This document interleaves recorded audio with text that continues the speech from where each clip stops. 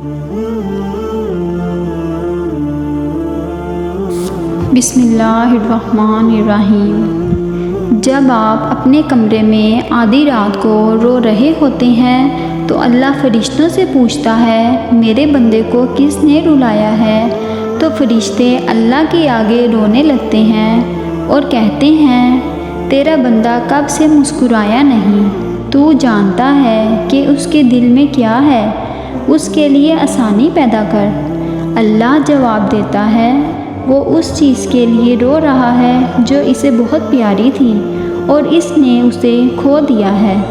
پھر اللہ فرماتا ہے کہ میرا بندہ جو چیز کھو گیا ہے میں قسم کھاتا ہوں کہ میں اس کو اس سے بھی بہترین دینے جا رہا ہوں کہ اس کو لگے گا ہی نہیں کہ اس نے کبھی کچھ کھویا ہے۔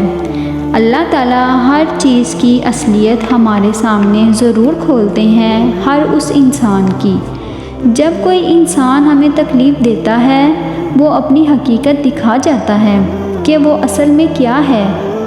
یہ اللہ تعالیٰ کا اشارہ ہی سمجھو اور اپنے آپ کو مزید تکلیف سے بچا لو، اس انسان سے خود کو دور کر کے۔ دعا کیا کرو کہ اللہ تعالیٰ ہر اس چیز کو تم سے دور کر دے جو آگے جا کر تمہارے دل کو توڑ دے، اور اللہ تعالیٰ اس چیز کو تمہاری زندگی سے نکال دیں گے ان کی حقیقتیں دکھا کر۔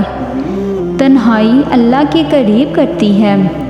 لوگوں کے چھوڑ جانے سے گھبرایا نہ کرو، جب ساتھ کوئی نہ ہو تو دل خود اللہ کی طرف رجوع کرنے لگتا ہے۔ ہم خود ہی اپنی باتیں اللہ سے شیئر کرنے لگتے ہیں۔ وہ آنسو جو دن بھر رو کر رکھے ہوتے ہیں رات کو اللہ کو اپنی کہانی سناتے وقت خود ہی بہنے لگتے ہیں۔ اس لیے خود کو تنہا محسوس مت کیا کرو، اللہ ہے نا، وہی تمہاری تنہائی کا سکون ہے۔ تم نے دعا مانگی، تمہیں لگ رہا ہے کہ قبول ہوگی یا نہیں، مگر کبھی کبھی اللہ تعالیٰ تمہاری نہ سن کر تمہیں تکلیف میں ڈالتا ہی اسی لیے ہے۔ وہ تکلیف ایک وجہ ہوتی ہے اللہ کی طرف سے جو تمہیں صبر کرنے کا حوصلہ دیتی ہے، اور یہی تمہاری دعاؤں کی قبولیت ہے، یہی التجاؤں کا جواب ہے، اللہ کا جواب۔ وہ بھی یہی چاہتا ہے، وہ بھی تمہیں دینے کے لیے راضی ہے، وہ بس تمہیں سننا چاہتا ہے بار بار، کیونکہ تمہارا اس کو بلانا اچھا لگتا ہے۔ اسی لیے اللہ کے فیصلوں پر بھروسہ کرنا سیکھو۔ کچھ پریشان کر رہا ہے، اداس ہو، فیصلہ نہیں کر پا رہے ہو، تو ایک بار اللہ سے بول کر تو دیکھو، اسے بتاؤ، اس کے ساتھ مشورہ کرو، اس سے دعا مانگو، پھر دل سے یہ خوف نکال دو کہ کیا ہوگا کیا نہیں، جو بھی ہوگا بہترین ہی ہوگا۔ اسے ہی توکل کہتے ہیں۔ جب توکل اتنا مضبوط ہو جائے تب ہی معجزے ہوا کرتے ہیں۔ بس تمہیں اپنے معجزے کا انتظار کرنا ہے توکل سے۔ کچھ بھی ناممکن نہیں ہوتا، بس ہم ایسا سوچ لیتے ہیں یہ چیز نہیں ہو سکتی۔ کیوں نہیں ہو سکتی؟ بالکل ہو سکتی ہے، بس اپنی دعاؤں پر بھروسہ ہونا چاہیے، دل میں ایمان مضبوط ہونا چاہیے۔ جب سچے دل سے، دل میں بغیر کوئی شک لائے تم اللہ سے مانگو گے تو وہ بھی تمہاری دعاؤں پر کن کہہ دے گا۔ اپنے دل سے تمام شک ختم کر دو، ہر دعا پوری ہوگی، اور جو نہیں ہوگی اس میں بہتری ہوگی، اور اس کے بدلے اس سے بھی بہترین چیز ملے گی، اور یا پھر تمہارے دل سے اس چیز کی خواہش ہی ختم ہو جائے گی جو تمہارے لیے بہتر نہیں۔ ہماری زندگی میں آنے والی اور ہونے والی ہر چیز میں اللہ کی مصلحت ہے۔ کسی کا زندگی میں آنا یا چلے جانا، راتوں کو اٹھ کر رونا یا چین کی نیند سونا، ایک لمحے میں ہزاروں یادوں کا بننا اور اگلے ہی لمحے میں ان تمام یادوں کا بکھر جانا، یہ سب اللہ کی رضا سے ہے۔ اللہ جانتا ہے کہ میرا یہ بندہ میری جانب ایک آواز پہ آ جائے گا، اور اس بندے کو مجھے تھوڑی سختی سے اپنی طرف لانا ہوگا، تبھی وہ ہمیں زندگی کی ایسی حقیقتوں سے ملواتا ہے کہ ہم ٹوٹ جاتے ہیں، پھر اس کی طرف بھاگے چلے جاتے ہیں۔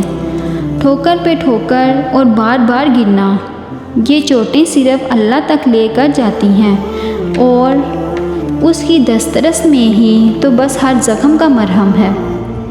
جب انسان کو اس بات کا علم ہو جاتا ہے کہ اللہ سب دیکھتا ہے اور اللہ سب کچھ جانتا ہے، تو وہ خاموشی کی آخری سیڑھی پر پہنچ جاتا ہے، جہاں کسی سے کوئی شکوہ ہی نہیں رہتا، جہاں دل شکایتیں ہی نہیں کرتا۔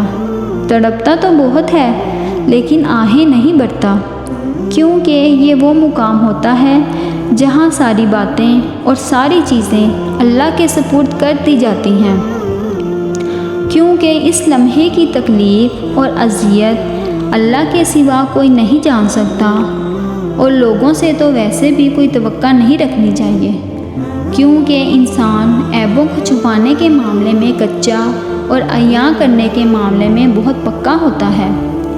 بس اللہ ہی ہے جو پردہ رکھتا ہے۔ شکر کیا کریں انسان خدا نہیں ہے، ورنہ یہ کائنات رہتی اور نہ کوئی انسان۔